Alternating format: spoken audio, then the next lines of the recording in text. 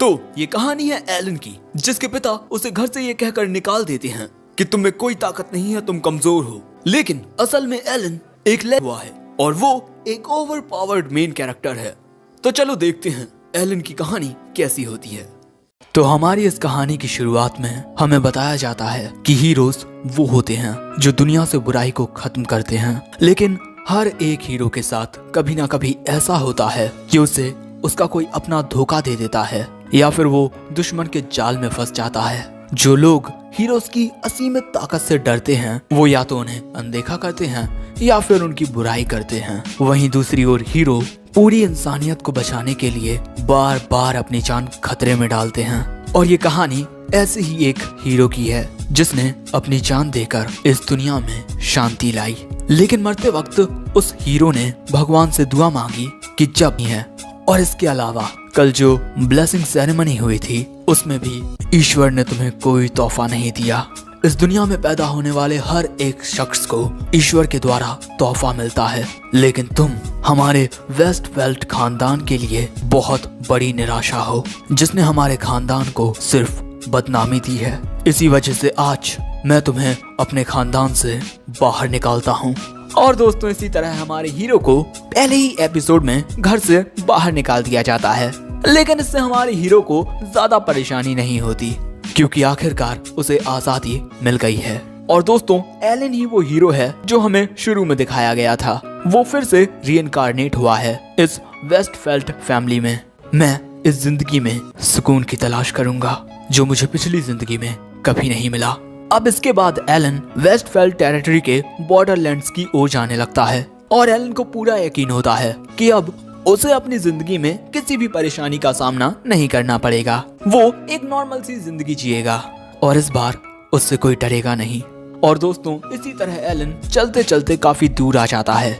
लेकिन तभी एलन देखता है कि एक लड़की कुत्तों जैसे डीमन से फाइट कर रही है। लेकिन इन डीमंस को मारने के बाद भी पत्थर के होने की वजह से ये फिर से जुड़ जाते हैं। और दोस्तों ये लड़की एक दूसरी लड़की की हिफाजत कर रही है। सो अब ये लड़की बोलती है कि लेडी ली से आप प्लीज यहाँ से भाग जाइए, आपको अपना कर्तव्य निभाना होगा।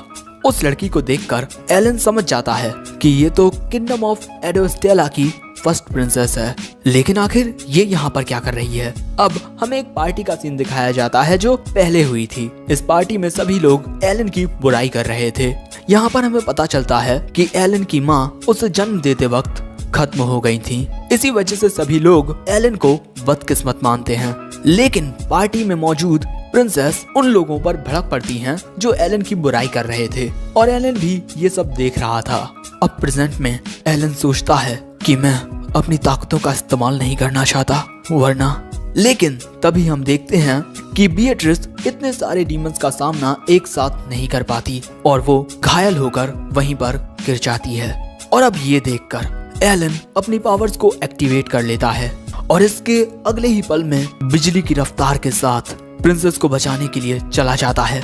दूसरी ओर प्रिंसेस सोच रही थी कि मौत मेरी आंखों के सामने है, फिर भी मुझे आखिर वो याद क्यों आ रहा है। और इसके बाद प्रिंसेस एलन का नाम चिल्लाती हैं और अगले ही पल में आवाज आती है कि क्या अभी अभी तुमने मेरा नाम लिया।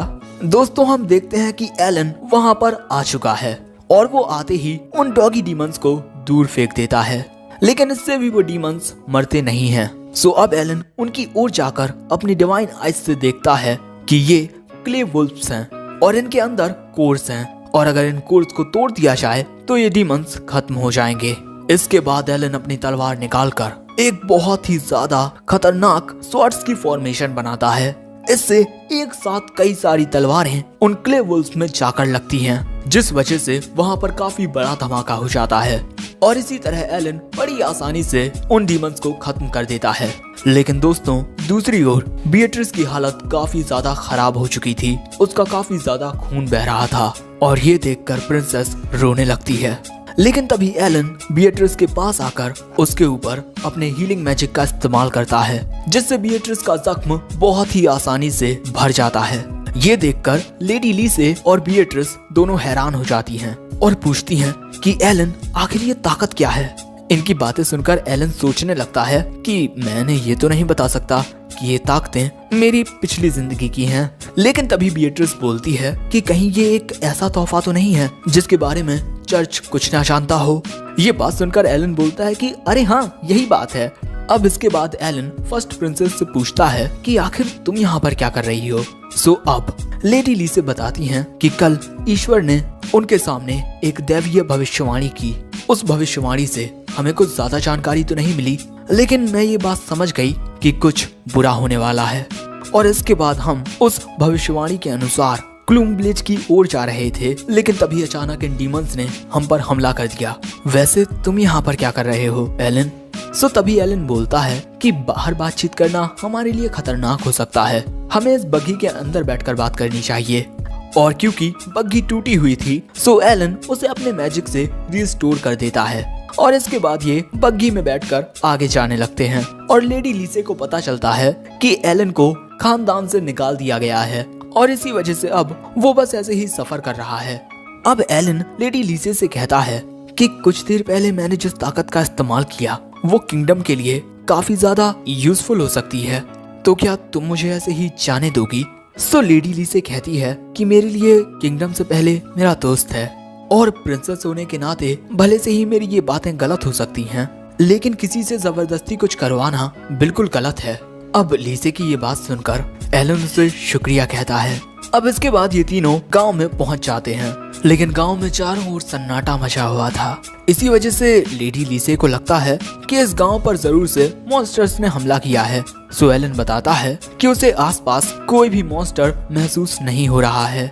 ये बात सुनकर बीएट्रिस बोलती है कि जब से तुम हमारे साथ आए हो तब से हमारे सामने भी कोई मॉन्स्टर नहीं आया है। एलन बोलता है कि शायद से वो किसी चीज से डर रहे हैं। तभी इन्हें सामने कुछ लोग दिखाई देते हैं। इन लोगों के पास आकर ये तीनों देखते हैं कि एक बुढ़ा किसी को घर से धक्के मारकर बाहर निकाल देता है। और दोस्तों, ये एक लड़की होती है। इस लड़की को देखकर लेडी लीसे कहती हैं कि शायद से तुम ही वो उम्मीद हो जिसके बारे में कहा गया था। सो तभी ये लड़की कहती है कि तुम कौन हो? हाँ? जिस पर प्रिंसेस बोलती है कि ये मैं हूँ, लीसे अडवेस्टेला। जब तुम हमारे राज्य में आई थी तब मैंने ही तुम्हें चारों ओर घुमाया था। तो ये लड़की बोलती है कि माफ करना, मैं नाम काफी जल्दी भूल जाती हूँ। इन दोनों की ऐसी बातें सुनकर एलन पूछता है कि क्या तुम दोनों एक दूसरे को जानते हो और तुम किस उम्मीद की बात कर रही हो? जिस पर बीएट्रिस बोलती है कि क्या तुमने कभी ब्रेवर तोहफे के बारे में सुना है? ये एक ऐसा स्पेशल तोहफा है जो एक जनरेशन में सिर्फ एक को मिलता है और ये तुम्हें 1000 वॉरियर्स की ताकत देता है और जिसके पास ये तोहफा होता है उसे हीरो कहा जाता है। और दोस्तों, ये है अकीरा काजारागी, जो कि प्रेजेंट टाइम की हीरो है। और जो भविष्यवाणी हुई थी उसमें बताया गया था कि उम्मीद के सहारे बुराई को खत्म कर दो। और वैसे दोस्तों, इसके बाद हमें ये भी पता चलता है कि अकीरा को काफी भूख लगी हुई है। सो अब इसके बाद ये सभी खाना खाने लगते हैं। अब खाना खाते वक्त अकीरा बताती है कि मैं हर जगह घूमती रहती हूँ और जब मैं इस गांव की ओर आ रही थी तब मुझे रास्ते में एक बच्ची मिली।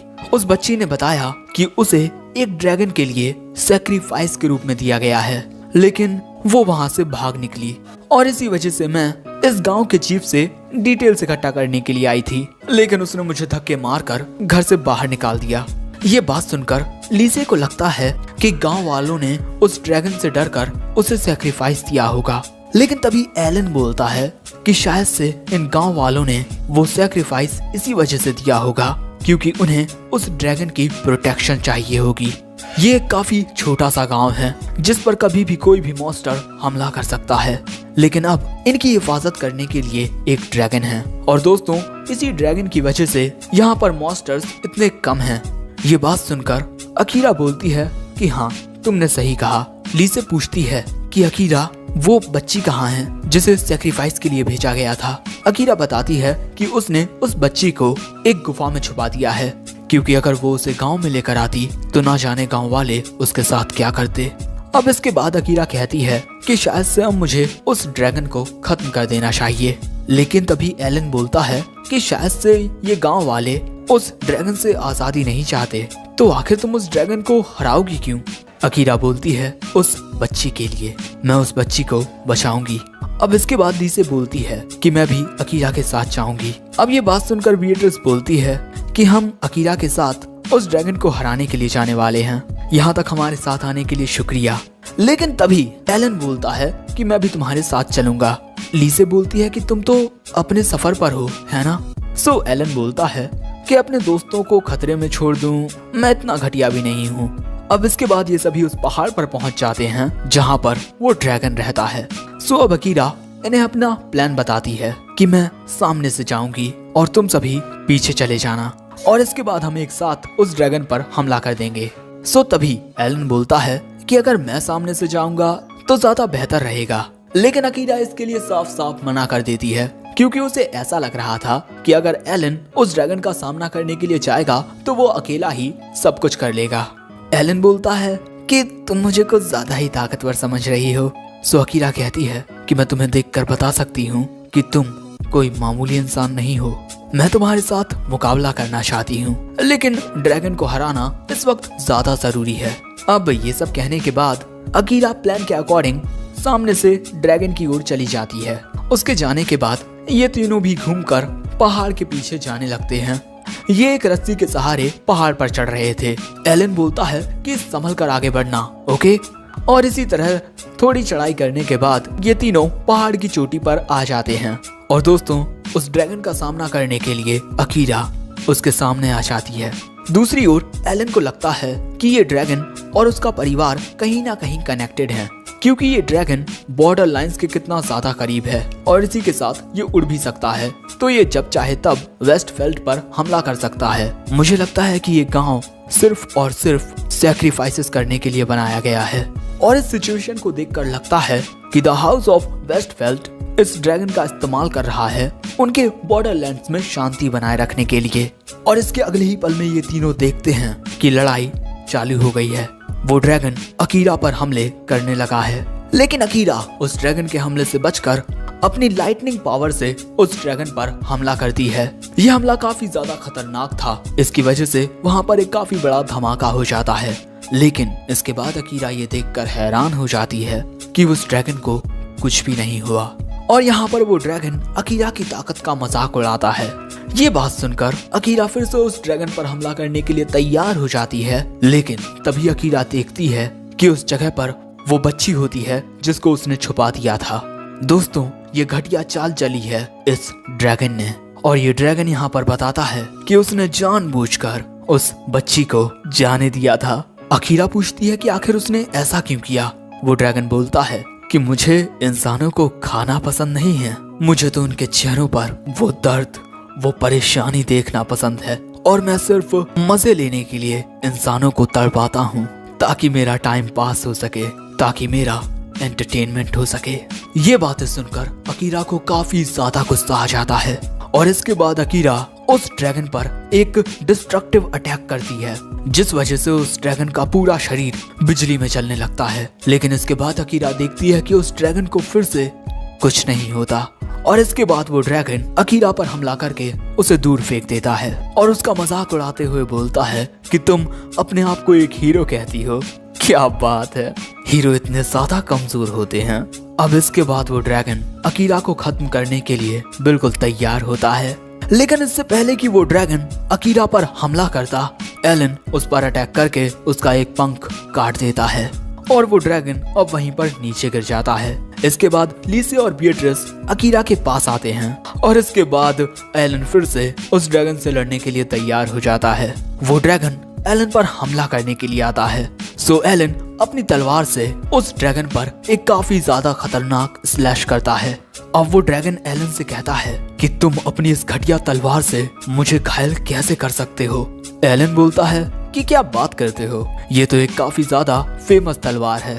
वो ड्रैगन बोलता है कि भगवान के बाद इस दुनिया में सबसे ज्यादा ताकतवर मैं हूँ, लेकिन तुम जैसा एक मामूली इंसान आखिर मुझे घायल कैसे कर सकता है। वैसे अकीरा को अपनी डिवाइन आइज के जरिए इस ड्रैगन का कोर दिखाई दे रहा था।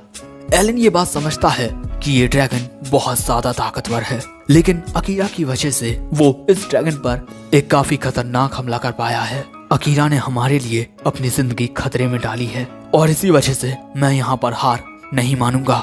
अब इसके बाद वो ड्रैगन भागकर दूसरी ओर जाने लगता है। सो एलन भी उसके पीछे आने लगता है। लेकिन तभी अचानक वो ड्रैगन एक गुलाटी मारकर अकीरा और बाकी सबके पास आ जाता है ताकि एलन उस पर हमला ना करे। और दोस्तों, यहाँ पर ये ड्रैगन एलन को हराने के लिए कुछ भी कर सकता है।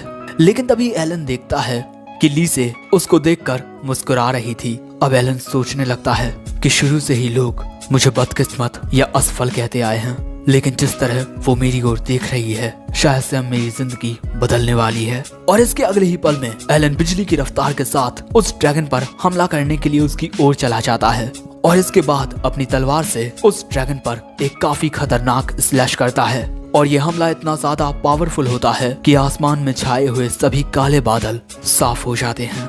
ये ड्रैगन यहाँ पर मरते हुए बोलता है कि ये नहीं हो सकता, उन्होंने मुझे इस बारे में कुछ भी नहीं बताया था। और उस ड्रैगन के मरने के बाद यहाँ पर काफी तेज हवाएं चलने लगती हैं और एलन की तलवार भी टूट जाती है और एलन काफी ज्यादा थक चुका था। सो लीसे उसके पास आती है। एलन बोलता है कि शायद से अब मैं थोड़ा थक चुका हूँ। वैसे एलन को सही सलामत देखकर लीसे चैन की सांस लेती है। दूसरी ओर जब अकीरा अपनी आंखें खोलती है तो उसके सामने वही बच्ची होती है जिसे वो उठते ही गले लगा लेती है क्योंकि वो बच्ची रो रही थी। अब आखिर में हमें एलन की आवाज आती है कि अपने सफर के दौरान मैंने हीरो की मदद की एक ड्रैगन को हराने के लिए। जैसी जिंदगी के बारे में मैंने सोचा था ये उससे काफी अलग है, लेकिन फिर भी ये सब काफी अच्छा है।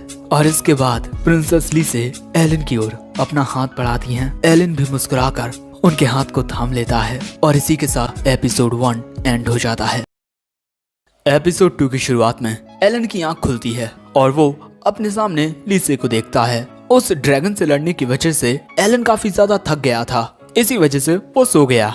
और वहीं एलन देखता है कि बीएट्रिस और अकीरा एक साथ लड़ रहे थे, यानी प्रैक्टिस कर रहे थे। और तभी लीसे कहती है कि एलन, मैं तुम्हें कुछ बताना चाहती हूँ। एलन याद करता है कि किस तरह लीसे ने अपने मैजिक से अकीरा के जख्म को ठीक कर दिया था और जो औरत किसी भी घाव और बीमारी को ठीक कर सकती है वो एक मिरेकुलस सेंटेस होती है। मैंने इस बारे में अफवाहें सुनी थी, लेकिन मुझे ये नहीं पता था कि वो सेंटेस तुम हो। लीसे बोलती है कि माफ करना, मैंने तुम्हें बताया नहीं। सो एलन कहता है कि चाहे तुम एक प्रिंसेस हो या सेंटेस, मेरे लिए तुम हमेशा लीसे रहोगी। और ये बात सुनकर लीसे खुश हो जाती है और तभी अकीरा एलन को उसके साथ लड़ने को बुलाती है। सो एलिस अब उसके पास चला जाता है और अगले सीन में हम देखते हैं कि अकीरा बाकी सबको अलविदा कह रही थी। एलन कहता है कि तुम हमारे साथ क्यों नहीं चलती, हम तुम्हें बग्घी में छोड़ देंगे। अकीरा कहती है कि मेरा मन जहाँ कहता है मैं वहीं जाती हूँ, लेकिन अगले ही पल में वो छोटी बच्ची अकीरा को पकड़ लेती है। दोस्तों, अकीरा ने तय कर लिया है कि वो इस बच्ची को अपने साथ ले जाएगी अपने सफर पर, क्योंकि उस बच्ची का कोई परिवार नहीं है। इसके बाद अकीरा एलन से माफी मांगती है क्योंकि उसकी वजह से एलन की तलवार टूट गई। मैंने कहा था कि मैं उस ड्रैगन को हराऊंगी, लेकिन आखिर में मैं कुछ नहीं कर सकी। मैं एक हीरो बनने के लायक नहीं हूँ और ये डिवाइन स्वॉर्ड, मुझे लगता है कि तुम इसके ज्यादा लायक हो। एलन कहता है कि मैं उस ड्रैगन को बस इसी वजह से हरा पाया क्योंकि तुमने पहले उसे काफी घायल कर दिया था, और इसके अलावा इस बच्ची के लिए इकलौती हीरो सिर्फ तुम हो। अब ये बात सुनकर अकीरा थोड़ी आगे बढ़कर उस बच्ची से कहती है कि मुझसे चिपकना बंद करो और अब चलो।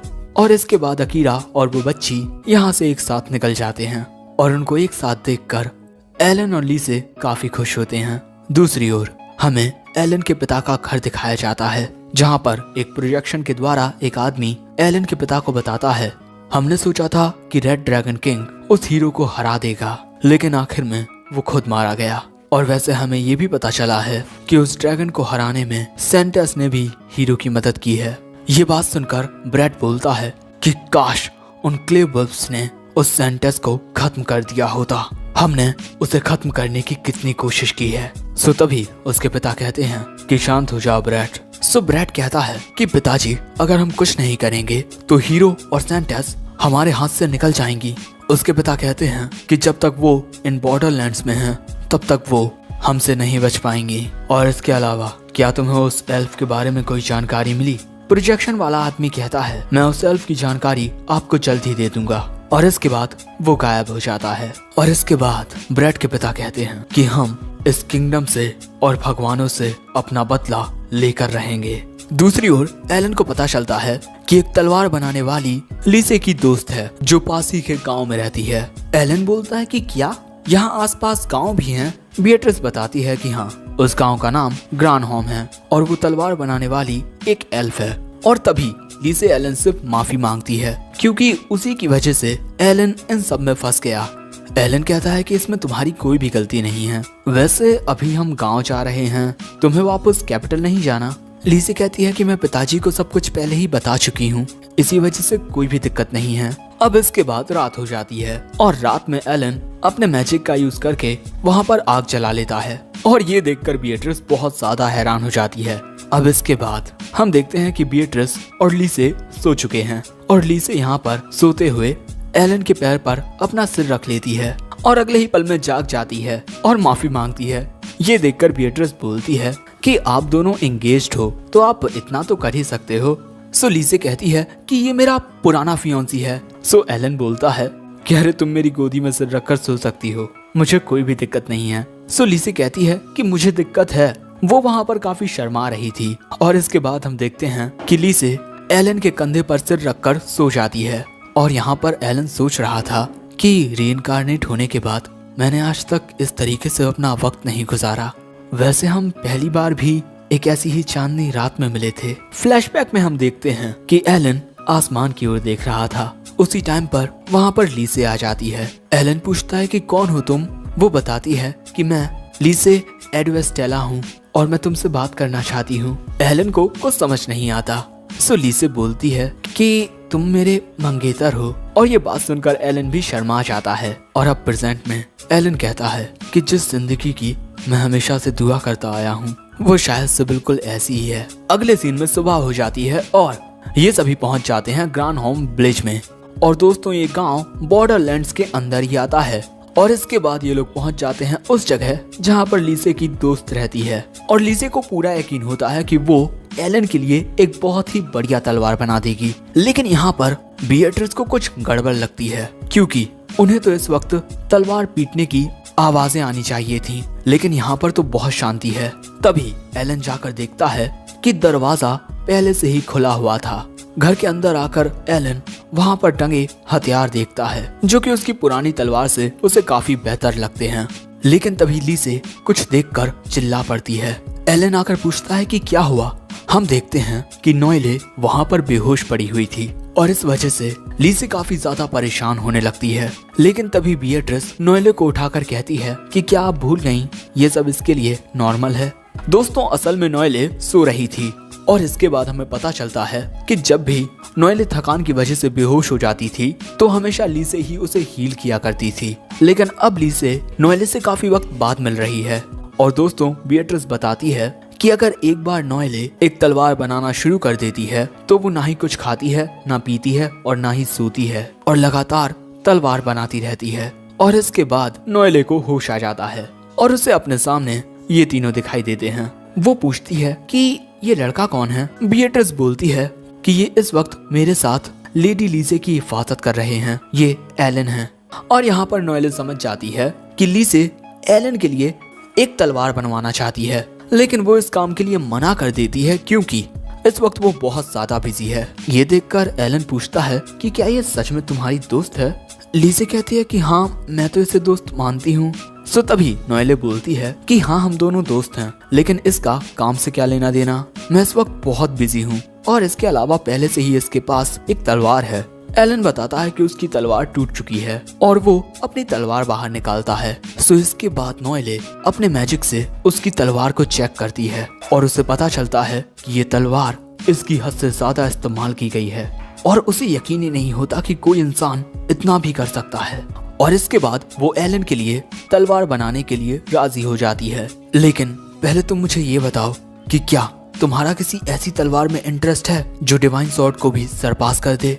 और यहाँ पर नोएले काफी ज्यादा सीरियस होती है। तभी बिएट्रिस बोलती है कि एक तलवार जिसे सिर्फ हीरो चला सकता है, जो सिर्फ हीरो के लिए आती है, एक उससे भी ज्यादा ताकतवर तलवार, क्या ऐसा मुमकिन भी है। सो तभी नोएले कहती है कि इस बात से ज्यादा फर्क नहीं पड़ता कि एक तलवार बनाने वाला कितना होशियार है, वो तब तक अपनी बेस्ट तलवार नहीं बना सकते जब तक उन्हें ये ना पता हो कि उसे पकड़ने वाला कौन है। मुझे आज तक कोई भी ऐसा लायक इंसान नहीं मिला है जिसके लिए मैं वैसी तलवार बनाऊं, लेकिन आखिरकार तुम मुझे मिल ही गए। तो क्या बोलते हो तुम? नोएले की बातें सुनकर एलन इसके लिए तैयार हो जाता है और ये बात सुनते ही नोएले तलवार बनाने के लिए रेडी हो जाती है और वो इन तीनों को घर से बाहर भी निकाल देती है ताकि वो फुल कंसंट्रेट होकर काम कर सके। लेकिन दोस्तों, घर के अंदर नोएले किसी का नाम लेती है, वेनिसा। और अब फ्लैशबैक में हम एक लड़की को देखते हैं जो तलवार बना रही है। उसके पीछे एक छोटी बच्ची खड़ी है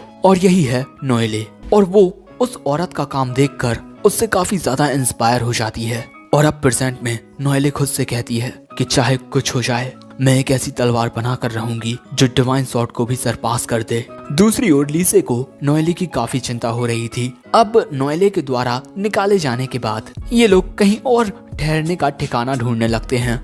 लेकिन दोस्तों, तभी हम देखते हैं कि एक लड़की इन पर नजर रख रही थी और अब वो इसकी खबर एक आदमी को देती है। वो आदमी कहता है कि वाह, सेंटस यहाँ पर आई है। ये काफी मजेदार बात है, लेकिन मुझे एक बात समझ नहीं आ रही। वेस्टफील्ड की इंफॉर्मेशन के अनुसार सेंटस की पर्सनल गार्ड तो एक फीमेल नाइट थी, तो फिर उसके साथ वो लड़का क्यों है? हमें इस मामले की और भी गहराई से जांच करनी होगी। दूसरी ओर हम देखते हैं कि ये तीनों शायद से एक होटल में रुक गए हैं, लेकिन एलन काफी ज्यादा बोर हो रहा था क्योंकि उसके पास कोई काम नहीं है। सो लीसे कहती है कि क्या तुम एडवेंचर गिल्ड चलना चाहोगे? दोस्तों, उस ड्रैगन को मारने से इन्हें जो चीजें मिली हैं, ये उन्हें काफी अच्छे दामों में बेच सकते हैं। और घर से लात मारकर निकाले जाने के बाद एलन के पास भी पैसे नहीं थे और जब तक तुम उन मटेरियल्स को बेचोगे तब तक मैं और बीएट्रिस जरा टाउन घूम लेंगे। अब ये बात करने के बाद एलन यहाँ से निकल पड़ता है एडवेंचरर्स गिल्ड के लिए। एलन के जाने के बाद बीएट्रिस लीसे से कहती है कि क्या आपको पूरा यकीन है कि आप और मैं इसे संभाल लेंगे? लीसे कहती है कि मुझे नहीं पता, लेकिन मैं नहीं चाहती कि एलन इस मामले में और भी ज्यादा इन्वॉल्व हो। आखिर ये दोनों किस बारे में बात कर रही हैं, हमें पता नहीं चलता। दूसरी ओर एलन को हम एडवेंचरर्स गिल्ड में देखते हैं और यहाँ पर रिसेप्शनिस्ट जैसे ही ड्रैगन स्किल को देखती है वो बहुत ज्यादा हैरान हो जाती है क्योंकि ये आइटम काफी ज्यादा कीमती होते हैं। और इसके बाद वो इन आइटम्स को ब्रांच मैनेजर को दिखाने के लिए चली जाती है और बेचारा एलन अकेला रह जाता है। लेकिन तभी हम देखते हैं कि एलन के बगल में एक बुढ़ा खड़ा हुआ था और दोस्तों, ये वही बुढ़ा है जिसको इस बच्ची ने वो रिपोर्ट दी थी। और ये आदमी एलन से कहता है कि क्या मैं तुमसे सारी चीजें डिटेल में पूछ सकता हूँ कि उस ड्रैगन के साथ क्या हुआ? और इसके बाद वो खुद को इंट्रोड्यूस करता है, मैं होरेस हूँ और ये है माइलेन। और दोस्तों, ये लड़की एक ऐसे कबीले से है जिन्हें किंगडम में देख पाना काफी अनयूजुअल होता है। होरेस बोलता है कि हम ट्रैवलर्स हैं जो एडवेंचर्स की स्टोरीज को सुनते हैं ताकि उन्हें लिख सकें। वैसे क्या तुमने अकेले ही उस ड्रैगन को हराया है? एलन कहता है कि अकेले एक ड्रैगन को हरा पाना मेरे लिए तो नामुमकिन है। होरेस बोलता है तो फिर क्या हीरो ने तुम्हारी मदद की? एलन बोलता है कि आपका अंदाजा बिल्कुल सही है। और अगले ही पल में रिसेप्शनिस्ट एलन को आकर बताती है कि अब हम इन मटेरियल्स को एक्सचेंज कर सकते हैं। लेकिन तभी एलन देखता है कि वो बुढ़ा और वो लड़की यहाँ से जा चुके थे। दूसरी ओर हम उन दोनों को देखते हैं। होरेस बोलता है कि मैं उसकी ताकत का अंदाजा लगाने के लिए गया था, लेकिन मैंने सोचा नहीं था कि वो इतना नालायक होगा जिसे भगवान ने एक तोहफा ही ना दिया हो। लेकिन दोस्तों, माइलम को कुछ एलन के बारे में बड़ा ही अजीब लग रहा था, लेकिन होरेस को एलन मक्खी बराबर लगता है। अगले दिन ये तीनों नोएले के घर आते हैं। नोएले फिर से इन्हें सोई हुई मिलती है। हद से ज्यादा काम करने की वजह से लीसे उसे हील करती है जिससे उसे होश आ जाता है। लेकिन दोस्तों, नोएले तलवार बना चुकी थी, अब तक की बनाई हुई उसकी सबसे बेहतरीन तलवार। एलन उस तलवार को उठाकर देखता है और बोलता है कि ये तलवार तो बहुत अच्छी है।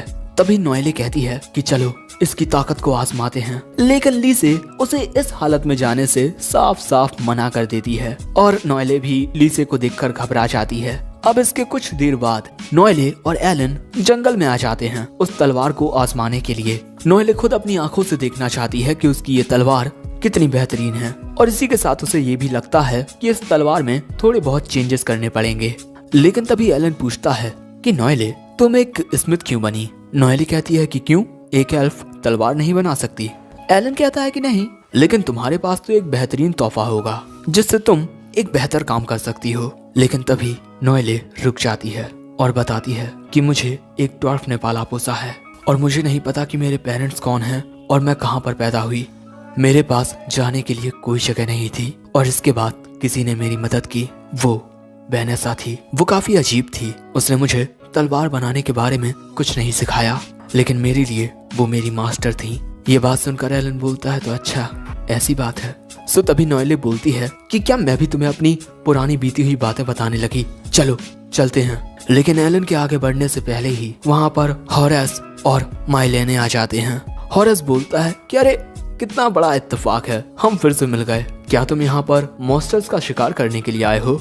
एलन बोलता है कि हाँ, कुछ ऐसा ही। होरेस कहता है कि बाद में हमें इस बारे में जरूर बताना।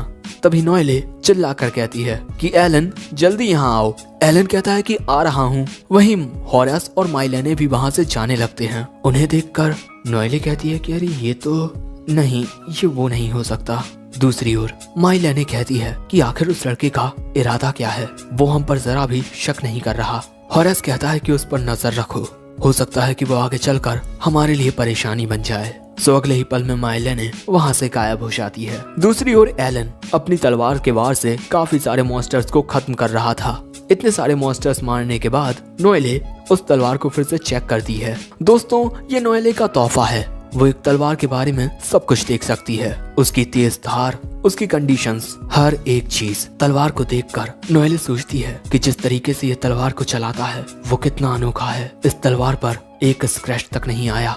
और इसके बाद वो एलन को तलवार फिर से दे देती है और बोलती है कि शायद से अब तुम्हें ज्यादा ताकतवर मॉन्स्टर्स से फाइट करने की जरूरत है। और इसके बाद ये दोनों आगे बढ़ने लगते हैं। लेकिन जंगल में आगे बढ़ते हुए अंधेरा हो जाता है और इस इलाके में काफी सारे मॉन्स्टर्स होते हैं। लेकिन आज नॉयले को यहाँ पर कोई मॉन्स्टर दिखाई नहीं देता। नॉयले कहती है कि शायद से तुमसे डरकर सभी मॉन्स्टर्स भाग गए। एलन कहता है कि नहीं, वो मुझसे डरकर नहीं भागे। और इसके बाद एलन अपनी तलवार से कुछ स्लैशेस करता है और अगले ही पल में इन्हें अपनी आंखों के सामने कुछ ऐसा दिखाई देता है जिसे देखकर नॉयले बहुत डर जाती है। एक बीस्ट। और वो बीस्ट देखकर नॉयले को कुछ याद आता है। उसकी मास्टर उससे कहती हैं कि यहाँ से भाग जाओ नॉयले। लेकिन अगले ही पल में उन पर कोई हमला करके उन्हें खा जाता है। और अब नॉयले एलन से कहती है कि इस तलवार से उसे खत्म कर दो। और अब हम देखते हैं कि इनके सामने एक बहुत ही बड़ा बीस्ट होता है। और इसी के साथ यह एपिसोड एंड हो जाता है। एपिसोड 3 की शुरुआत में हम नॉयले का पास्ट देखते हैं। जब वो छोटी थी, वो कहती है कि तुम्हारा ये काम कब खत्म होगा, मुझे भूख लगी है। लेकिन वेनिसा का पूरा फोकस अपने काम पर होता है। इसी वजह से नॉयले वहाँ से चली जाती है और कुछ देर बाद वहाँ आकर बोलती है कि घर में जो भी बचा कुचा था वो मैंने खा लिया। लेकिन उसके इतना कुछ कहने के बाद भी वेनिसा कुछ नहीं बोलती। वो अपना काम करती रहती है और इस वजह से नॉयले गुस्सा होकर एक तलवार उठा लेती है। लेकिन वो उसके लिए बहुत ज्यादा भारी थी और इसी वजह से वो वहीं पर गिर जाती है। और उसके गिरने के बावजूद भी वेनिसा अपना काम करती रहती है, जिस वजह से नॉयले को और भी गुस्सा आ जाता है।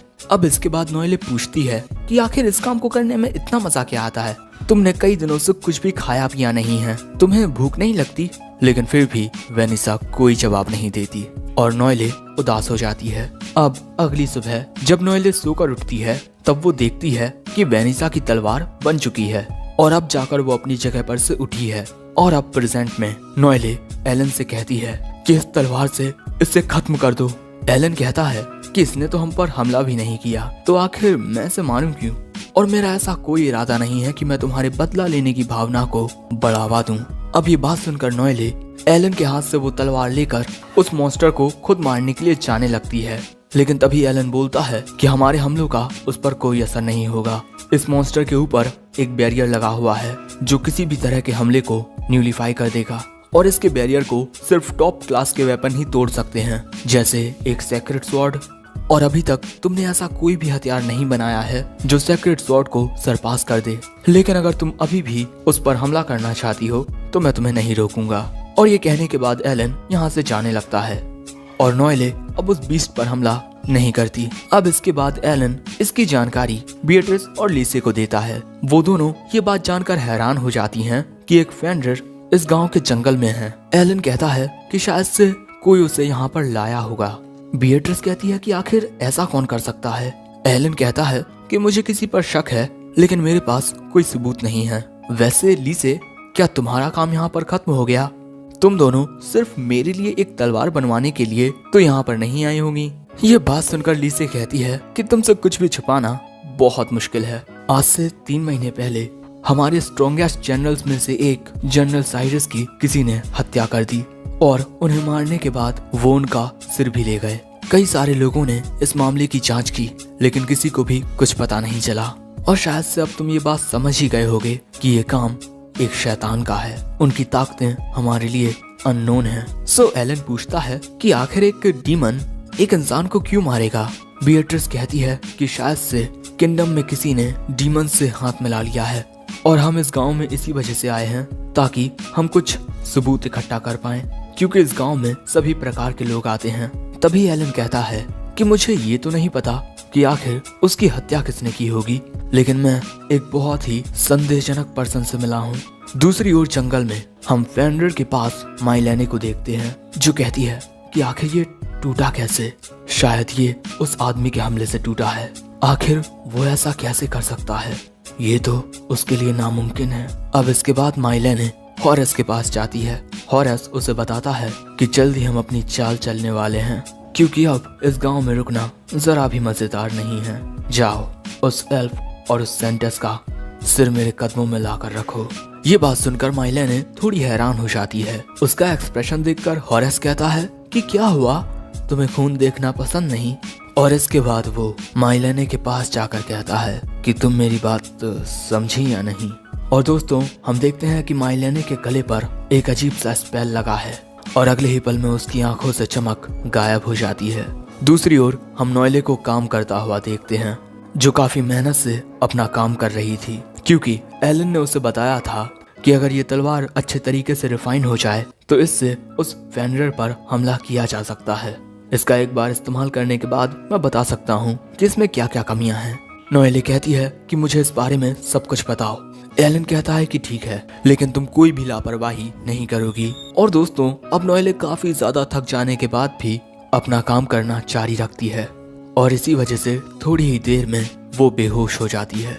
और इसके अगले ही सीन में हम देखते हैं कि नॉयले की आंखों के सामने वेनिसा उस फेंडर से लड़ रही थी। उस फेंडर के साथ वहाँ पर एक आदमी था जो वेनिसा से कहता है कि तुम्हारी स्किल्स बहुत अच्छी हैं, जो हमारे लिए एक प्रॉब्लम है, इसी वजह से हम तुम्हें खत्म कर देंगे। लेकिन तभी वेनिसा फेंडर पर हमला करने के लिए जाती है, लेकिन फेंडर के ऊपर लगे हुए बैरियर से उसकी तलवार ही टूट जाती है और अगले ही पल में फेंडर वेनिसा को खत्म कर देता है। और इसके बाद वो नॉयले को देखकर उसकी ओर हमला करने के लिए जाता है, लेकिन तभी अचानक आसमान से उस पर बिजली गिरती है, जिससे वो वहीं गिर जाता है। ये देखकर वो आदमी कहता है कि शायद से ये हीरो का काम है। दोस्तों, ये अकीरा होती है जो फेंडर पर एक और बार लाइटनिंग से हमला करती है, लेकिन इस बार फेंडर को कुछ नहीं होता। इसी वजह से वो अपनी तलवार के साथ उस पर हमला करती है, जिससे फेंडर घायल हो जाता है। और ये देखकर वो आदमी फेंडर के साथ वहाँ से गायब हो जाता है। और अब इसके बाद नॉयले वेनिसा की लाश के पास आती है और अकीरा से कहती है कि आखिर क्यों तुम उस पर इतनी आसानी से हमला कर सकी, क्या उसकी तलवार इतनी बेहतर नहीं थी। और अब नॉयले वेनिसा की तलवार को अपने सीने से लगाकर रोने लगती है और यही सपना देखते हुए नॉयले की आंख खुल जाती है। उसे काफी ज्यादा बेहतर महसूस हो रहा था। उसे लगता है कि शायद से लीसे यहाँ पर आई होगी, लेकिन वहाँ पर एलन था जो नॉयले पर अच्छे से नजर रखे हुए हैं। दूसरी ओर नॉयले का काम खत्म हो जाता है। उसने इस तलवार में काफी सारी इम्प्रूवमेंट्स कर दी हैं। अब अगले सीन में नॉयले उस तलवार को लेकर जंगल में आती है, क्योंकि वो खुद उस फेंडर को खत्म करना चाहती थी। इसी वजह से वो जंगल में अकेली आती है। अब फेंडर के पास आकर जैसे ही वो उस पर हमला करने वाली होती है, फेंडर जाग जाता है और उसे दूर फेंक देता है। और इसके बाद दोस्तों, वहाँ पर वही आदमी आ जाता है जिसने वेनिसा को खत्म किया था, और यही आदमी अब लीसे और नॉयले को खत्म करना चाहता है। फेंडर के एक हमले से ही नॉयले की हालत बहुत खराब हो जाती है। अब वो आदमी कहता है कि मैं काफी वक्त से तुम्हारी तलाश कर रहा था। नॉयले कहती है कि तुम वेनिसा की तरह मुझे भी मारना चाहते हो, है ना। नॉयले की बात सुनकर वो आदमी कहता है कि वेनिसा, अच्छा तो तुम वही एल्फ हो जो उस रात उस ड्वार्वन स्मिथ के साथ थी। सच में लगता है मास्टर और स्टूडेंट दोनों ही फेंडर के हाथों मारे जाने वाले हैं। ये बात सुनकर नॉयले उस पर हमला करने के लिए जाती है, लेकिन तभी फेंडर नॉयले पर ही हमला करके उसे वहीं गिरा देता है और अब नॉयले हिल भी नहीं पा रही थी। वो आदमी नॉयले के पास आकर बोलता है कि इससे पहले कि फेंडर तुम्हें खा जाए, मुझे तुमसे एक बात पूछनी है। क्या तुम मेरी सेवा करोगी? मैंने सुना है कि तुम में एक अनोखी ताकत है और अगर फेंडर तुम्हें खा जाएगा तो वो ताकत वेस्ट हो जाएगी। तुम्हारी वो ताकत है the eyes of the fairy sovereign Graham site. इस दुनिया में सिर्फ 5 ही अनोखे तोहफे हैं और तुम्हारा उनमें से एक है। और तुम जरा भी चिंता मत करो, तुम्हारा बहुत अच्छे से ख्याल रखा जाएगा।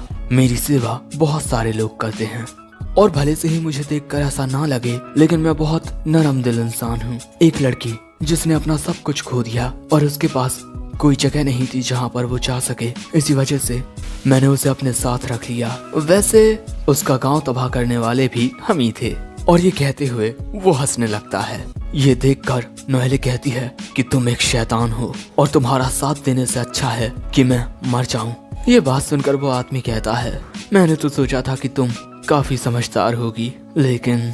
और इसके बाद वो आदमी फेंडर को हमले का इशारा करता है और इसके बाद फेंडर नॉयले पर हमला करने के लिए जाने लगता है। लेकिन अगले ही पल में हम देखते हैं कि कोई फेंडर पर हमला करके उसे दूर फेंक देता है और ये होता है एलन। एलन को देखकर वो आदमी कहता है कि मैंने तुम्हारी ताकत को कम समझा, मुझसे ये गलती हो गई। वैसे तुम यहाँ पर अपने साथी की मदद करने के लिए आए हो, लेकिन तुम्हें तो एक दूसरा काम भी मिला था, है ना?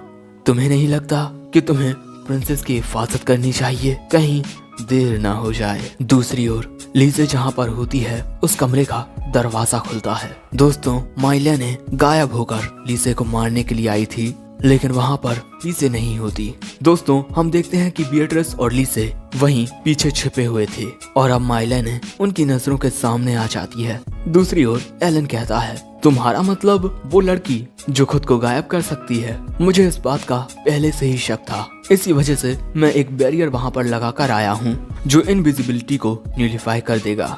अपने पिछली जिंदगी में मैं ऐसी काफी सारी चालें देख चुका हूँ। वो आदमी कहता है कि पिछली जिंदगी? क्या बकवास कर रहे हो, और इसके अलावा तुम उसे कमजोर मत समझना। दूसरी ओर माइला ने और बीएट्रिस लड़ने लगते हैं, लेकिन यहाँ पर बीएट्रिस भारी पड़ रही थी और वो माइलेने पर हमला करने ही वाली थी, लेकिन तभी लीसे उसे रोक देती है और इसी मौके का फायदा उठाकर माइलेने बीएट्रिस पर हमला करके उसे बेहोश कर देती है और इसके बाद वो लीसे को भी पकड़ लेती है और उसके ऊपर अपनी चाकू लगा देती है। लेकिन उसके कुछ करने से पहले ही बीएट्रिस पीछे से आकर उसे बेहोश कर देती है और ये सब एलन यहीं से देख लेता है और बोलता है कि तुम्हारी वो असिस्टेंट तो हार चुकी है। हॉरिस कहता है कि तुम मजाक कर रहे हो। एलन बोलता है कि तुम जो चाहे वो सोच सकते हो। अब ये देखकर हॉरिस कहता है कि चाहे कुछ भी हो, यहाँ पर मेरा पकड़ा भारी है, क्योंकि एक सेक्रेट स्वॉर्ड के बिना तुम फेंडर को खरोच भी नहीं पाओगे। और इसके बाद हॉरिस फेंडर को हमला करने का इशारा करता है। अब जैसे ही फेंडर उन पर हमला करने के लिए आता है, नॉयले को याद आता है कि वेनिसा के साथ क्या हुआ था और यहाँ पर फेंडर एलन की ओर आगे बढ़ रहा था और तभी एलन भी फेंडर पर हमला कर देता है, जिसके बाद फेंडर का काफी खून निकलने लगता है और वो वहीं पर गिर जाता है। ये देखकर हॉरिस काफी हैरान हो जाता है और इसके बाद वहाँ से भाग जाता है। दोस्तों, हॉरिस टेलीपोर्टेशन मैजिक का यूज कर सकता है। वहीं इसके बाद एलन नॉयले को लेकर जंगल से जाने लगता है और एलन नॉयले को हील कर चुका है और वो बस अब सो रही है। और ऐसे ही एलन लीसे के पास आ जाता है। लीसे एलन के पास जाती है और पूछती है कि तुम दोनों ठीक तो हो ना? एलन कहता है कि हाँ, हम दोनों ठीक हैं। और तभी नॉयले को भी होश आ जाता है और वो खुद को एलन की पीठ पर देखकर हड़बड़ाने लगती है और बोलती है कि तुमने मेरी इजाजत के बिना मुझे कैसे उठाया? मुझे नीचे उतारो। अब इसके बाद वो कमरे में आते हैं जहाँ पर लीसे और बीएट्रिस ने माइलेने को बांध कर रखा है और हमें पता चलता है कि ये लड़की हॉरिस के स्पेल से बाहर आ चुकी है और अब ये अपनी मर्जी से बोल पाएगी। बीएट्रिस कहती है कि अगर अभी भी इसने हमें कुछ नहीं बताया तो हम इसे कैपिटल लेकर जाएंगे और वहाँ पर इससे पूछताछ करेंगे। लीसे कहती है कि मुझे नहीं लगता कि ये एक बुरी पर्सन है।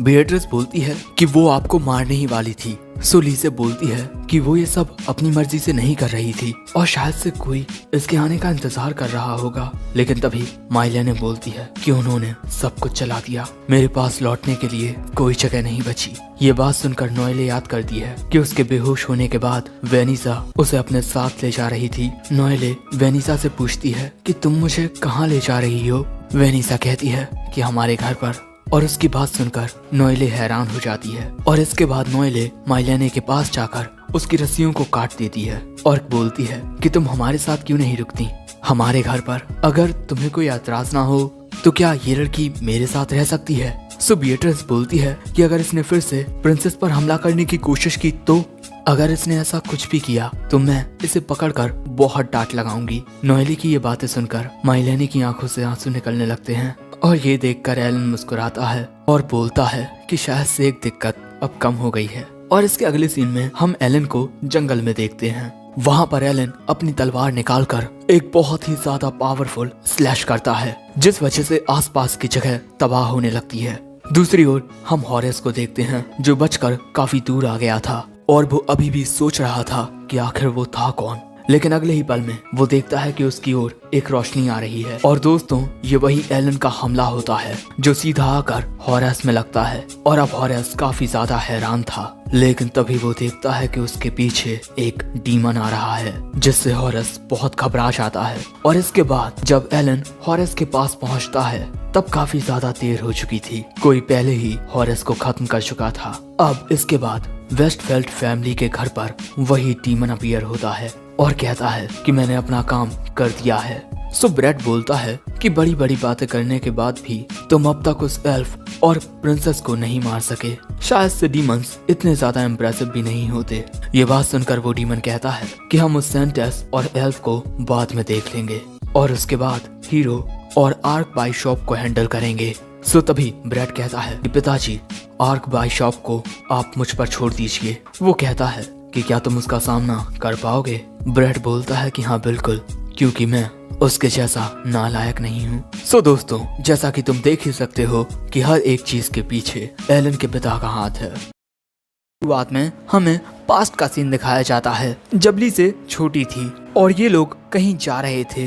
लीसे के साथ एक गार्ड भी था लेकिन तभी अचानक इन पर हमला हो जाता है जिस वजह से वो गार्ड बाहर मॉन्स्टर्स से लड़ने के लिए चला जाता है। बाहर काफी सारे मॉन्स्टर्स होते हैं और तभी अचानक लीसे पर भी एक मॉन्स्टर हमला कर देता है लेकिन लीसे को बचाने के लिए उसका गार्ड आ जाता है लेकिन वो मॉन्स्टर उस गार्ड पर ही हमला करके उसे बेहद जख्मी कर देता है। लेकिन फिर भी वो गार्ड हार नहीं मानता और उस मॉन्स्टर को खत्म कर देता है लेकिन इस वजह से वो खुद भी खाई में गिर जाता है और ये सब देखकर लीसे बहुत ज्यादा डर जाती है। और इसके बाद हमें फिर से प्रेजेंट का सीन दिखाया जाता है जहाँ पर ये सभी गांव में होते हैं। गांव वालों से इन्हें पता चलता है कि गांव में एक फेस्टिवल मनाया जाने वाला है, द रिटर्निंग स्पिरिट्स फेस्टिवल, जहाँ पर ये लोग अपने पूर्वजों की आत्माओं का स्वागत करते हैं। और ये फेस्टिवल इस गांव का बहुत पुराना रिवाज है जिसको ये हर साल अजीब से कपड़े पहनकर डांस करते हुए मनाते हैं। लेकिन इसके बाद लीसे पूछती है कि क्या आप लोगों ने एक सिल्वर आर्मर पहने हुए आदमी को देखा है। वो तीनों कहते हैं नहीं, हमने नहीं देखा। दूसरी ओर एलन सोच रहा था उस बातचीत के बारे में जो इन्होंने आज सुबह की थी कि आखिर एक जनरल को किसने मारा होगा। सो तभी नोएले कहती है कि मैंने एक एडवेंचर से सुना है एक गांव के बारे में जहां पर एक भूत आता है। वो भूत सिल्वर आर्मर पहने हुए खून में भीगा हुआ रात में कब्रिस्तान के पास घूमता है। ये कहानी सुनते हुए बीएट्रिस कुछ आवाज सुनकर बहुत ज्यादा डर जाती है जो देख नोएले और माइलेने बीएट्रिस से कहती हैं कि तुम्हें तो सच में बहुत ज्यादा डर लगता है। सो बीएट्रिस उनके साथ बहस करने लगती है कि नहीं ऐसा नहीं है। लेकिन तभी लीसे कहती है कि चलो हम उस गांव में इन्वेस्टिगेशन करने के लिए चलते हैं। ये बात सुन एलन कहता है कि कहीं ऐसा तो नहीं है कि उस गांव के लोग मरे हुए को जिंदा करना जानते हों। वहीं पर नोएले और माइलेने बीएट्रिस को डरपोक कह रही थी और इस बात को लेकर वो तीनों फिर से बहस करने लगती हैं। अब प्रेजेंट में एलन कहता है कि नोएले ने किसी कब्रिस्तान का भी जिक्र किया था, है ना, चलो वहीं चलते हैं। अब इसके बाद ये तीनों कब्रिस्तान में आ जाते हैं। वहाँ आने के बाद इन्हें कुछ आवाज आती है और ये देखते हैं कि इनके पीछे एक आदमी होता है। और दोस्तों ये वही आदमी है जो उन 2 आदमियों के साथ था। अब इसके बाद ये आदमी इन तीनों को गांव के मुखिया के घर लेकर आता है ताकि ये तीनों उससे कुछ जानकारी ले पाएं। एलन पूछता है कि आखिर तुम उस कब्रिस्तान में क्या कर रहे थे। वो आदमी कहता है कि मैं तो बस वहीं से गुजर रहा था और तुम तीनों को देखकर मैं तुम्हारे पास आ गया, अब मैं चलता हूँ। अब इसके बाद हम इन तीनों को मुखिया के साथ देखते हैं और वो भी यही बात कहता है कि हमारे गांव में ऐसा कुछ भी नहीं है। और वो इन तीनों को ये ऑफर भी देता है कि आज रात ये तीनों यहीं रुककर कल होने वाले फेस्टिवल को देखें। एलन उसकी ये बात मान लेता है। अब इसके बाद हम लीसे को देखते हैं और वो अपने अंकल के बारे में ही सोच रही थी। एक दिन जब वो गार्डन में होती है तब उसके अंकल वहाँ आते हैं, लेकिन लीसे को लगता है कि ये उसके पिता हैं। सो वो तेजी से दौड़कर उनके पास चली जाती है, जिस पर वो कहते हैं कि मैं तुम्हारा पिता नहीं हूँ। सो लीसे कहती है कि आप मेरे पिता जैसे ही हो। ये बात सुन उसके अंकल कहते हैं कि मैं तुम्हें देखने के लिए आया था क्योंकि मैं एक युद्ध में जा रहा हूँ। ये सुन लीसे पूछती है तो फिर आप मुझसे मिलने फिर कब आओगे। वो कहते हैं कि मैं बहुत जल्द आऊंगा। लेकिन लीसे तुम मेरी ये बात हमेशा याद रखना कि हमें दूसरों पर यकीन रखना चाहिए, वो यकीन ही हमें दूसरों के साथ कनेक्ट करता है।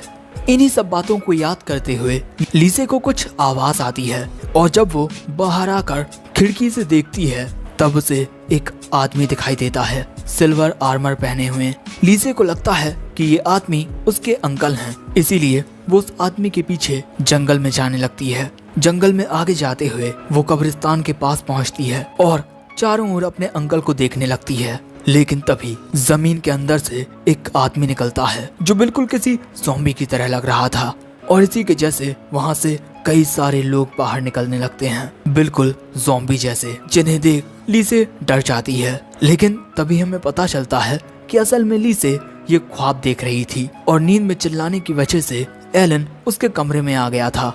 एलन पूछता है कि तुम ठीक तो हो ना, लेकिन उस सपने को देखने की वजह से लीसे बहुत ज्यादा डरी हुई थी और वो तभी एलन को पकड़ लेती है और उससे वहीं रुकने को कहती है। अब लीसे को इतना ज्यादा डरा हुआ देख एलन भी वहीं रुक जाता है। अब इसी तरह अगला दिन आता है और फिर शाम हो जाती है। गांव के लोग भूत वाले कपड़े पहनकर फेस्टिवल मनाने के लिए तैयार हो रहे थे। गांव के लोगों ने गांव के बीचों बीच एक बड़ी आग भी लगाई थी और इसके बाद वो वहाँ अजीब सा डांस करने लगते हैं, जो देख बीएट्रिस कहती है कि इनका ये फेस्टिवल किसी रिचुअल की तरह लग रहा है जिसमें मुर्दों को जिंदा किया जाता है। ये बात सुन लीसे बड़े गौर से इनके इस फेस्टिवल को देखने लगती है। वहीं एलन अपने मन में कहता है कि मुझे यहाँ कुछ भी अजीब नहीं लग रहा। लेकिन तभी इनके पास ये बंदा आता है और कहता है कि आप तीनों भी जाकर डांस क्यों नहीं करते। लेकिन इसके लिए बीएट्रिस और लीसे मना कर देती हैं। लेकिन एलन अपने डिवाइन आइज का यूज करके ये चेक कर लेता है कि यहाँ पर कोई गड़बड़ तो नहीं है, लेकिन सब कुछ ठीक होता है, जिस वजह से वो डांस करने के लिए चला जाता है और बीएट्रिस भी उसके साथ चली जाती है। उन दोनों के जाने के बाद लीसे को किसी की आवाज आती है। इस बार लीसे को सच में सिल्वर आर्मर पहने वो आदमी दिखाई देता है। सो वो उसके पीछे जाने लगती है, लेकिन तभी अचानक वो आदमी उसके सामने से गायब हो जाता है। लेकिन लीसे अभी भी उसी ओर जा रही थी और इसी तरह उस आदमी को ढूंढते हुए लीसे जंगल में आ जाती है और अब लीसे को अपने सामने वही आदमी दिखाई देता है। उसके अंदर से एक अजीब सा धुआं निकल रहा था। लीसे कहती है कि पिताजी आप यहाँ क्या कर रहे हैं। वो कहता है मैंने कहा था ना कि मैं तुम्हारा अंकल हूँ। लीसे कहती है कि आप मेरे लिए मेरे पिता ही हो। आपके उस खाई में गिरने के बाद हमने आपको बहुत ढूंढा, लेकिन आप हमें नहीं मिले। लेकिन मुझे पूरा यकीन था कि आप जिंदा होंगे। आप इतने वक्त से कहाँ थे। वो कहता है कि मैं एक जगह छुपकर बदला लेने की तैयारी कर रहा था। मेरा बड़ा भाई यानी तुम्हारे असली पिता, उन्होंने ही मुझे मारने की कोशिश की थी। तुम्हारे पिता उन सभी को मारने की कोशिश कर रहे हैं जो कुछ अनोखे गिफ्ट्स के साथ पैदा हुए हैं, जैसे अनोखे हथियार बनाने की ताकत, एक ड्रैगन को खत्म करने की ताकत, किसी भी तोहफे को जानने की ताकत, युद्ध में हर बार विजयी होने की ताकत और आखिर में तुम्हारी सेंटेंस की ताकत, ईश्वर ने तुम सभी को अनोखे तोहफे दिए हैं, इसीलिए तुम सभी को मारने की कोशिशें की जा रही हैं। तुम्हारे पिता को लगता है कि ये सभी ताकतें एक साथ मिलकर पूरे साम्राज्य को खत्म कर देंगी और इसी वजह से वो तुम सभी को खत्म करवाना चाहते हैं, लेकिन मैं तुम्हें बचाना चाहता हूँ, इसीलिए लीसे मेरा हाथ थाम लो। लेकिन लीसे कहती है कि मुझे माफ कर दीजिए, मुझे लगता है कि अगर हम सही से बात करेंगे तो सब कुछ सही हो सकता है, क्योंकि आपने ही मुझे सिखाया है कि हालात कैसे भी हों लेकिन हमें दूसरों पर यकीन रखना चाहिए। ये बात सुन उसके अंकल अपनी ताकत से हवा में उड़ते हुए लीसे से कहते हैं कि तुमने तो मेरा साथ देने से मना कर दिया, लेकिन तुम्हारा मर्द शरीर मुझे इनकार नहीं करेगा। और इसके बाद वो लीसे के ऊपर अपनी तलवार से हमला कर देता है, लेकिन लीसे को बचाने के लिए वहाँ पर आ जाता है एलन। लीसे पूछती है कि एलन तुम यहाँ पर क्या कर रहे हो? एलन बताता है कि वो सब कुछ देख रहा था। वहीं एलन को देखकर अंकल कहते हैं कि तुम तो लीसे के पुराने फियांसी हो, है ना, द लूजर। लेकिन उसकी बातों को इग्नोर करते हुए एलन अपने स्पेल ब्रेक मैजिक का यूज करके अंकल को काबू कर रहे धागों को तोड़ देता है। यानी कि दोस्तों, कोई अंकल को कठपुतली की तरह अपने इशारों पर नचा रहा था, जिसके बाद अंकल होश में आ जाते हैं, लेकिन वो बताते हैं कि मैं पहले ही मर चुका हूँ।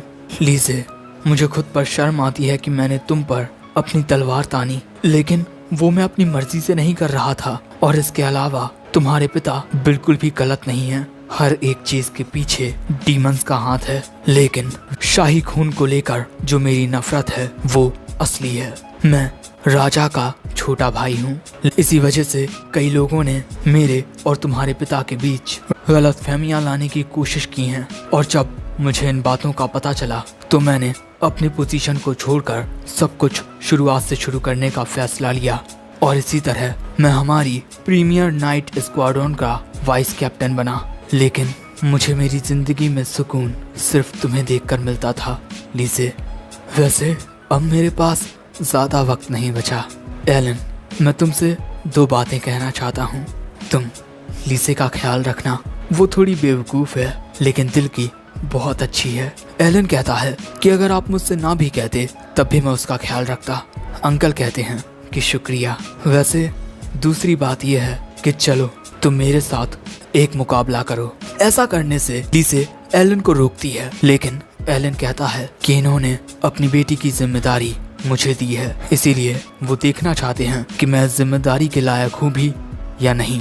ये बात सुन अंकल कहते हैं कि तुम बहुत समझदार हो। वैसे इस वक्त मैं तुमसे एक पिता, एक मर्द और एक नाइट की तरह मुकाबला करने वाला हूँ। अब इसके बाद ये दोनों लड़ना शुरू कर देते हैं और दोनों ही एक दूसरे को कड़ी टक्कर देने लगते हैं। अंकल कहते हैं कि आज की रात द रिटर्निंग स्पिरिट फेस्टिवल है, सभी आत्माएं धरती पर आकर आसमान में वापस चली जाएंगी। वहीं इन दोनों को लड़ता हुआ देख लीसे याद करती है जब उसने अपने पिता से पूछा था कि आप बहुत ताकतवर हो, है ना? आप डरावने मॉन्स्टर्स से मेरी हिफाजत करोगे, है ना? हाँ बिल्कुल, मैं तब तक तुम्हारी हिफाजत करूंगा जब तक मुझसे ज्यादा ताकतवर कोई आ नहीं जाता। और यही याद करते हुए लीसे की आंखों से आंसू गिरने लगते हैं और तभी बारिश भी होने लगती है। और दोस्तों, यहाँ पर एलन अंकल को हरा चुका था और अंकल लीसे से कहते हैं कि मुझे माफ कर दो, मेरी वजह से तुम्हारी इन आंखों में आंसू आए, लेकिन अब मुझे किसी बात की चिंता नहीं है। और मैं तुमसे कहना चाहता हूँ कि तुम मेरे लिए बिल्कुल मेरी बेटी ही थी, और जब भी तुम मुझे पिता कहकर बुलाती थी इससे मुझे बेहद खुशी होती थी, लेकिन हर बार तुम्हें खुद से दूर करना मेरे लिए बहुत मुश्किल होता था। मैं तुमसे बहुत प्यार करता हूँ मेरी बच्ची। लीसे भी रोते हुए कहती है कि मैं भी आपसे बहुत प्यार करती हूँ पिताजी। और तभी अंकल अपनी आंखें हमेशा हमेशा के लिए बंद कर लेते हैं और लीसे उनकी छाती से लगकर जोर जोर से रोने लगती है। अब बारिश रुकने के बाद हम देखते हैं कि फेस्टिवल खत्म हो चुका है और हम एलन को एक जगह पर देखते हैं। एलन के पास मुखिया आते हैं और पूछते हैं कि आखिर तुम्हें इस बात का अंदाजा कब हुआ? एलन कहता है कि शुरुआत से ही मुझे ये पता था कि इस गांव में बहुत सारे मृत लोग हैं जिन्हें तुम कंट्रोल कर रहे हो। ये सुन मुखिया पूछता है तो फिर तुमने मुझे रोका क्यों नहीं? एलन कहता है कि इस गांव में जिंदा और मुर्दा दोनों शांति से रहते हैं। मुखिया कहता है कि मैं एक शैतान हूँ, तुम अब भी मुझे जिंदा छोड़ोगे। एलन कहता है कि एक डीमन होने का मतलब ये नहीं कि तुम बुरे हो।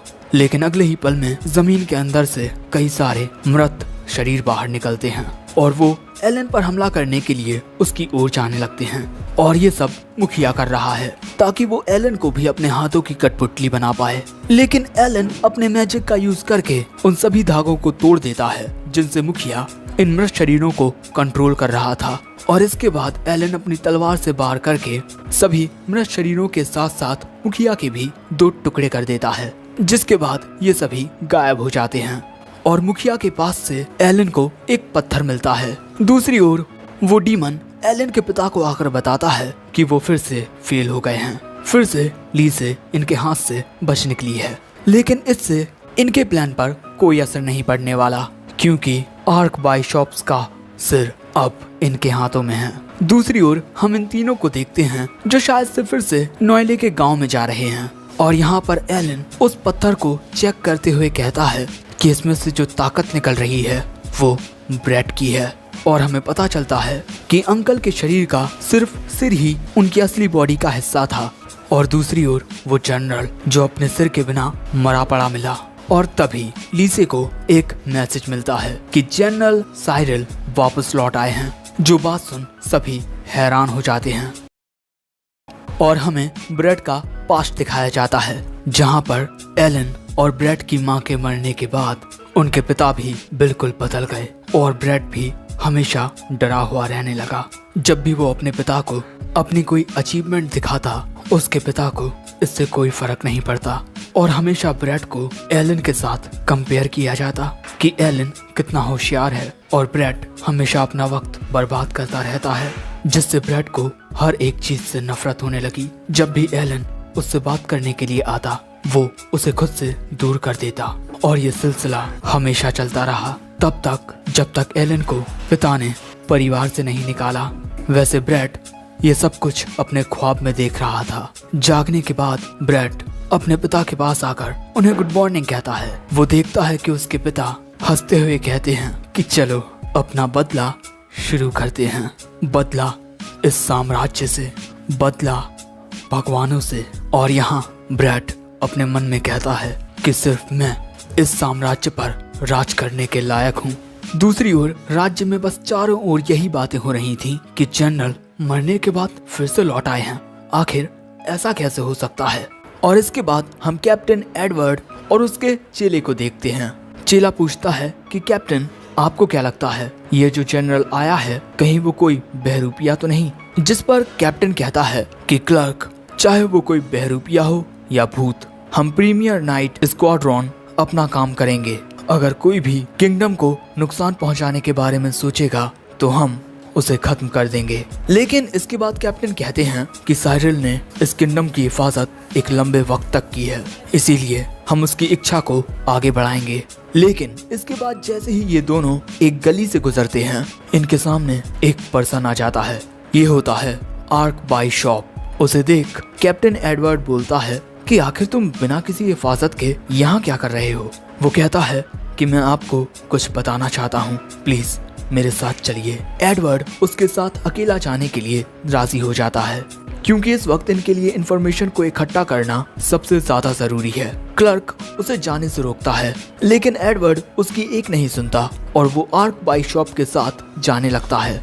अब इसके बाद आर्क बाइशॉप एडवर्ड को ट्रेनिंग ग्राउंड्स के पास लेकर आता है और अगले ही पल में एडवर्ड के पीछे से गायब हो जाता है। अब एडवर्ड इस जगह पर बिल्कुल अकेला होता है, लेकिन तभी अचानक पीछे से उस पर कोई हमला कर देता है। लेकिन एडवर्ड वक्त रहते अपनी तलवार को बाहर निकाल लेता है। और दोस्तों, ये और कोई नहीं एलन के पिता वेस्टफेल्ट क्रेग होते हैं।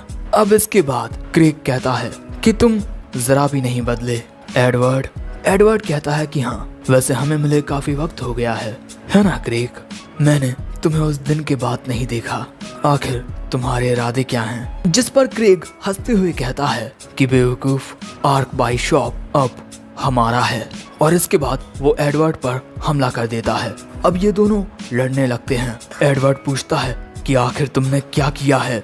क्रेग कहता है कि मैं कई मर्तबा तुम्हारे साथ इस तरीके से मुकाबले कर चुका हूँ, लेकिन अब मुझे इस दुनिया की जरूरत नहीं है। दूसरी ओर हम ब्रैट को देखते हैं जो कहीं पर जा रहा था। वो यहाँ याद करता है उस दिन ब्रैट ने अपने भाई से पूछा कि आखिर हमारी माँ सो क्यों रही हैं? एलन कहता है क्योंकि वो मर चुकी हैं। ब्रैट पूछता है लेकिन क्यों? एलन बताता है क्योंकि सभी एक दिन मरते हैं। और इसके बाद एलन ब्रैट का हाथ थाम लेता है। इसके बाद जब रात में ब्रैट सो नहीं पाता तब एलन उसके पास आता है। ब्रैट उससे पूछता है कि भाई क्या मैं एक फीलर हूँ? एलन कहता है कि नहीं, ऐसा नहीं है। ब्रैट कहता है लेकिन पिताजी कह रहे हैं कि मैं एक फेलर हूँ, आप मुझसे झूठ बोल रहे हैं। और ये कहने के बाद ब्रैट वहाँ से रोते हुए चला जाता है। अब इसके बाद जब ब्रैट का लेवल काफी तेजी से बढ़ने लगता है तब उसके पिता उसकी तारीफ करते हैं और एलन का लेवल न बढ़ने की वजह से उसे एक फेलर कहते हैं। इस बात से ब्रैट को बुरा लगता है। अब जरा बड़े होने के बाद ब्रैट एलन से पूछता है कि क्या तुम्हें उनकी बातों का बुरा नहीं लगता? सब तुम्हें एक फेलर कहते हैं। दोस्तों, एलन से कोई कुछ भी कहता रहे, वो हमेशा ऐसे बिहेव करता है जैसे सब कुछ सही है। तुम वेस्टफील्ड फैमिली की राजगद्दी संभालने के लायक नहीं हो, वो मैं हूँ। ये बात सुन एलन कहता है कि मुझे तुम पर पूरा यकीन है ब्रैट, लेकिन भगवान ना करे अगर तुम कोई गलत रास्ता चुन लेते हो तो। लेकिन तभी ब्रैट का वो ख्याल टूट जाता है, आखिर मैं वो सब क्यों सोच रहा हूँ। तभी अचानक ब्रैट के सामने एक पर्सन अपीयर होता है और कहता है कि हमारा काम अच्छे से हो रहा है, तुम्हारा क्या? ब्रैट बताता है कि हमने आर्क बाई शॉप की मदद से एडवर्ड को बुला लिया है। वो पर्सन कहता है लेकिन उसका तोहफा थोड़ी दिक्कत दे सकता है। वो 1 मीटर के दायरे में किसी दूसरे के तोहफे को न्यूलीफाई कर सकता है, इसी वजह से उसका निकनेम डिजास्टर है। ब्रैट कहता है कि मेरे पिता उसे संभाल लेंगे, तुम्हें चिंता करने की कोई जरूरत नहीं है, क्योंकि अगर चीजें बिगड़ती हैं तो मैं अपनी स्पेशल एबिलिटी का इस्तेमाल करूंगा। वैसे तुम्हें क्या लगता है, तुम इस बार अपना काम सही से कर पाओगे? तुम हमेशा फेल होते हो। लेकिन तभी अचानक वहाँ दूसरा पर्सन अपीयर होकर कहता है कि हीरो आ चुका है, तो क्यों ना हम जरा प्रीमियर नाइट स्क्वाड्रॉन के साथ खेलें। और इसके बाद दूसरा बंदा कहता है कि हम अपनी ताकत तुम्हारे साथ साझा कर रहे हैं, इसी वजह से कोई भी गलती माफ नहीं की जाएगी। और ये कहने के बाद वो दोनों वहाँ से गायब हो जाते हैं। ब्रैट कहता है कि मैं कोई गलती नहीं करने वाला। दूसरी ओर हम देखते हैं कि इस किंगडम में अकीरा आ जाती है और सारा भी उसके साथ थी। और यहाँ पर सारा अकीरा को ही पकड़े हुए थी क्योंकि उसे भीड़ में खो जाने का डर था। ये देख अकीरा सारा का हाथ थाम कर कहती है कि सब कुछ ठीक होने के बाद मैं रहने के लिए एक अच्छी जगह ढूंढूंगी जहाँ पर तुम्हें कोई तकलीफ ना हो। इसके बाद ये दोनों आगे बढ़ने लगते हैं, लेकिन दोस्तों अकीरा का पीछा किया जा रहा था। वहीं अकीरा सारा के साथ एक सुनसान सी जगह पर आ जाती है और कहती है कि आखिर तुम कब तक छुपे रहोगे। और इसके बाद वहाँ पर कई सारे बंदे अपीयर हो जाते हैं। अकीरा इन्हें काफी वक्त पहले ही नोटिस कर चुकी थी और अकीरा इनसे घिरी हुई थी। अकीरा कहती है कि तुम लोगों को क्या लगता है, तुम सभी मुझे हरा दोगे? वो कहते हैं कि नहीं, अगर तुम अकेली होती तो हम तुम्हें नहीं हरा पाते। और तभी एक बंदा अपने मैजिक का यूज करता है जिससे अचानक ही सारा का सिर दर्द करने लगता है। इसके बाद हमें पता चलता है कि सारा के गांव के हर एक शख्स पर ये मैजिक सिगिल इंस्क्राइब्ड है। ये मार्क इनकी जिंदगी की ताकत का इस्तेमाल करके फट जाता है। जैसे ही ये आग के कांटेक्ट में आएगी ये फट जाएगी। तो अब तुम क्या करोगी? क्या तुम इसके साथ मरोगी या फिर इसे छोड़ दोगी? और तभी सारा जैसे ही अकीरा से दूर होने लगती है, अकीरा कहती है कि एक हीरो कभी नहीं भागता। लेकिन तभी वो विलेंस उन पर आग से हमला कर देते हैं। दूसरी ओर हम क्लार्क को देखते हैं जो कैप्टन एडवर्ड को ढूंढने के लिए निकल चुका है क्योंकि उसे उनकी काफी चिंता हो रही है। लेकिन तभी अचानक इनके सामने वही काले लिबास वाला शख्स अपीयर हो जाता है और यहाँ क्लार्क उसे देखकर ही समझ जाता है कि ये सभी मिलकर भी इसको नहीं हरा पाएंगे। लेकिन तभी वो पर्सन कहता है कि मेरी तुम्हारे साथ कोई दुश्मनी नहीं है, मेरी बात सुनो, मैं तुम्हें इस दुनिया की सच्चाई बताता हूँ। वहीं दूसरी ओर हम जनरल साइरल और आर्क बाई शॉप को एक साथ देखते हैं। वैसे दोस्तों जनरल साइरल को कंट्रोल करने वाला ब्रैट होता है। सो साइरल कहता है कि मैंने आप सभी को यहाँ पर सच्चाई बताने के लिए बुलाया है। सभी भगवान तुमसे झूठ कहते हैं, गिफ्ट्स हमारे लिए ब्लेसिंग्स नहीं होती, जरा सोचो, तुम्हें मिलने वाला तोहफा जरा डिफरेंट होता तो। तुम में से कई लोग अपनी ब्लेसिंग सेरेमनी के टाइम पर बहुत उदास होते हैं। तुम्हारे गिफ्ट अलग होने की वजह से तुम वो नहीं कर पाते जो तुम करना चाहते थे। ये गिफ्ट तुम्हारी जिंदगी तय करते हैं और तुमसे तुम्हारी आजादी छीन लेते हैं। हम लोग भगवान के गुलामों से ज्यादा कुछ भी नहीं हैं। हम उनके हाथों की कठपुतलियां हैं, लेकिन हम इस गुलामी से बच सकते हैं। अपने तोहफों को त्याग कर हम भगवान की गुलामी को छोड़कर अपनी जिंदगी की एक नई शुरुआत कर सकते हैं। वैसे इनकी ये बातें लोगों को थोड़ी अजीब लग रही थी, लेकिन ये फिर से कहते हैं कि आप सभी के संदेहों को दूर करने के लिए हम पहले से ही तैयार थे। अब इसके बाद इनके सामने ब्रैट आता है। उसे वहाँ देख लोग काफी हैरान हो जाते हैं कि ये यहाँ क्या कर रहा है, लेकिन ब्रैट कहता है कि सभी जरा वहाँ देखिए। दोस्तों, जनता के पीछे एक बीस्ट था। ब्रैट कहता है कि डरने की कोई जरूरत नहीं है, ये हमारे बहुत काम का है। इसकी ताकत 10,000 सोल्जर्स के बराबर है और हमने खुद इसको टेस्ट किया है। अब जनरल साइरल के ये कहने की वजह से लोगों को इस बात पर यकीन हो जाता है और इसके बाद ब्रैट कहता है कि मैं अपनी एबिलिटी मैरियोनेटी से इसे काबू कर सकता हूँ। मैरियोनेटी एक बड़ी ही बेमिसाल ताकत है। अगर आप सभी अपने तोहफों को त्याग भी देते हैं, तब भी इस ताकत का उपयोग करके आप पहले से ज्यादा ताकतवर रहेंगे और ये ताकत हमेशा आपके अंदर रहेगी। अब ये बातें सुन लोग इनकी बातों में आने लगते हैं, लेकिन एक दिक्कत अभी भी है। अगर ब्रैट की मौत हो गई तब? ब्रैट कहता है कि ये बात तो सच है कि गिफ्ट्स के जाने के बाद ऐसी कई सारी चीजें हैं जो हम कर नहीं पाएंगे और इसी वजह से ये लोग हमारे पास हैं। और इसके बाद जैसे ही वो पर्सन अपनी पोशाक हटाता है, सभी लोग उसे देखकर डर जाते हैं क्योंकि ये एक डीमन होता है। ब्रैट कहता है कि डरने की कोई जरूरत नहीं है। हमने डीमंस के साथ एक समझौती भरा रिश्ता कायम कर लिया है और इन्हीं की मदद की वजह से हम आप सभी के सामने वो सच्चाई ला पाए हैं जिसने हमें जागरूक बनाया। और ये लोग हमें वो ताकत देंगे जो हमारे गिफ्ट्स को रिप्लेस करेगी। हमें गिफ्ट्स की जरूरत नहीं है, हमें बस इन डीमंस के साथ हाथ मिलाने की जरूरत है और इसके बाद हम सभी वो जिंदगी जी पाएंगे जिसकी हमने कभी ख्वाहिश की थी।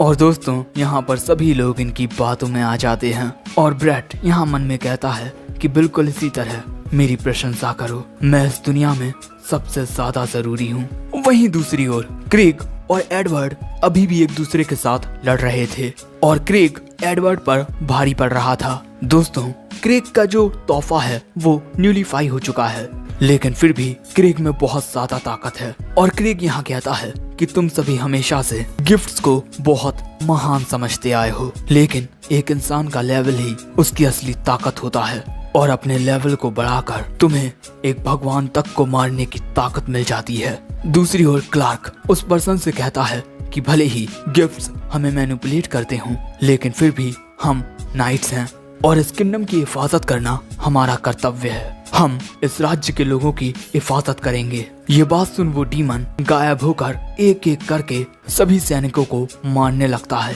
और इसके बाद वो क्लार्क पर भी हमला कर देता है, जिससे उसे भी काफी चोट आती है। जिसके बाद वो डीमन कहता है कि तुम लोग हमारा मुकाबला कभी नहीं कर पाओगे। जिस पर क्लार्क कहता है कि भले से ही हम तुमसे ना जीत सकें, लेकिन हम नाइट्स मरते दम तक लड़ेंगे। और अगले ही पल में वहाँ पर आती है बीएट्रिस। वो कहती है कि तुमने बिल्कुल सही कहा, हम नाइट्स दूसरों की हिफाजत के लिए मरते दम तक लड़ते हैं। वहीं दूसरी तरफ क्रेग एडवर्ड को हरा देता है और इसके बाद वो एडवर्ड से कहता है कि तुम देख ही चुके हो हम दोनों की ताकत में कितना बड़ा अंतर है। लेकिन तभी वहाँ पोशाक पहने एक आदमी आता है। क्रेग पूछता है कि क्या तुमने हीरो को खत्म कर दिया? लेकिन वो पर्सन क्रेग के साथ ही लड़ने लगता है और इसके बाद हमें पता चलता है कि ये पर्सन अकीरा होती है और उसे जिंदा देख क्रेग भी हैरान हो जाता है। और इसके बाद हमें पता चलता है कि जब उन डीमंस ने अकीरा और सारा पर हमला किया था, तब एक मैजिकल बैरियर इन दोनों को प्रोटेक्ट कर लेता है और इसके बाद अकीरा उन सभी पर हमला करके उन्हें हरा देती है। और हमें पता चलता है कि अकीरा और सारा के एलन से अलविदा कहने से पहले ही एलन सारा के सिगल मार्क को ओवरराइड कर चुका था, यानी कि वो बैरियर एलन की वजह से ही एक्टिव हुआ था। दूसरी ओर ब्रैट जनता से कहता है कि अपने तोहफों को त्यागने के बाद हम सभी प्रकार की बंदिशों से आजाद हो जाएंगे। सभी लोग ब्रैड की हाँ में हाँ मिला रहे थे, लेकिन तभी एलन देखता है लोगों के बीच में एलन को। वो उसे देख कहता है कि फेलर, तुम यहाँ क्या कर रहे हो? तो दोस्तों, सब कुछ सही करने के लिए एलन आ चुका है। वैसे क्या वो अपने भाई को ये गलत काम करने से रोक पाएगा? क्योंकि ब्रैड के साथ डीमंस हैं। ये सारी बातें हमें आगे के पार्ट में पता चलेंगी।